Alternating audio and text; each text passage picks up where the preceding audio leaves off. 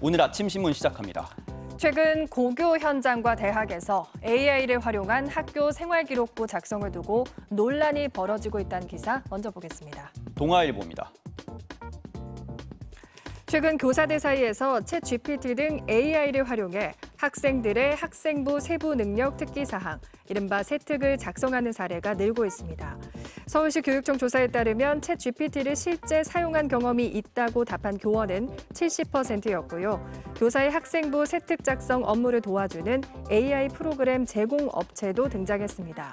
하지만 대학들은 세특은 교사가 학생을 직접 관찰하고 평가한 내용에 대한 신뢰가 바탕이라며 AI가 대신 쓰면 평가 근거가 흔들릴 수 있다고 지적했습니다. 대학들의 학생부에 대한 신뢰도가 떨어지면 세특 내용과 학생 역량이 일치하는지 검증을 위한 대학의 수시 모집 면접이 강화될 것이란 예측도 나옵니다. AI 활용 흐름을 막기 어려운 만큼 정부가 입시 공정성을 보완할 수 있는 지침을 마련해야 한다는 목소리도 나온다고 신문은 전했습니다. 이번엔 세계일보 기사 보겠습니다. 최근 연애 감정을 이용해 돈을 가로채는 일명 로맨스 스캠 가상자산 투자 사기가 늘고 있다는 소식입니다.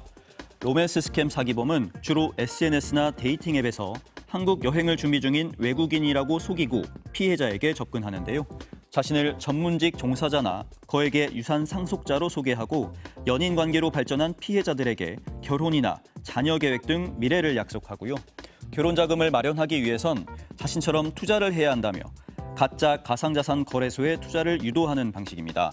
최근 가상자산 투자자가 늘면서 로맨스 스캠 범죄를 포함해 가상자산 관련 불법 행위 피해 규모가 지난해 1조 1천억 원을 넘어서는 등 급증하고 있어서 주의가 필요하다고 신문은 당부했습니다.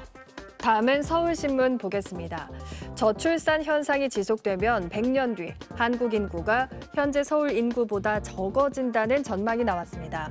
한반도 미래인구연구원 보고서에 따르면 현재 0.82명인 합계 출산율 추세가 이어지면 100년 뒤 우리나라 총 인구는 753만 명까지 줄어든다고 전망했습니다.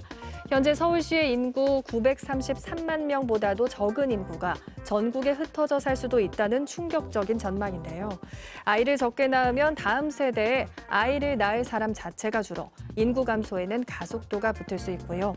또 급격한 고령화로 인해 60년 뒤에는 청장년 1명이 노인 1.65명을 부양해야 한다는 예측도 나왔습니다. 이어서 국민일보입니다. 길어지는 런치플레이션, 치솟는 점심 한 끼 가격에 구내식당 양극화마저 커지고 있다는 소식입니다. 대기업 계열 급식업체인 삼성 웰스토리는 올해 연말까지 영국 스타 셰프의 고든 램지 스트릿 버거를 구내식당 메뉴로 선보이고요. 현대와 CJ 등도 스타 셰프와 협업하거나 유명 맛집 메뉴로 구내식당 고급화에 나섰습니다. 반면 영세 사업장은 점심 한 끼 제공조차 벅찬 상태인데요. 직원 30인 미만 사업장인 경우 구내식당 보유율이 30%에 불과합니다. 한편 일부 대학과 공공기관 구내식당은 가성비 맛집으로 입소문이 나기도 해서 외부인 이용 자제를 호소하고 있다고 신문은 전했습니다. 끝으로 지역신문 기사 살펴보겠습니다. 중도일보입니다. 충청남도 서산시에 전국 최초로 국가지정 갯벌 생태마을이 조성된다는 소식입니다. 서산시 가로림만에 위치한 중랑 왕산 어촌마을이 해양수산부가 주관한 갯벌 생태마을 공모에 선정된 건데요. 3년간 최대 8억 6,800만 원을 지원받게 됩니다. 충남도는 관광시설 확충과 경관 개선 사업 등을 추진하고 맞춤형 갯벌 생태 해설사도 양성할 계획인데요. 이를 통해 생태계 보전과 지역 경제 활성화가 기대된다고 밝혔습니다. 지금까지 오늘 아침 신문이었습니다.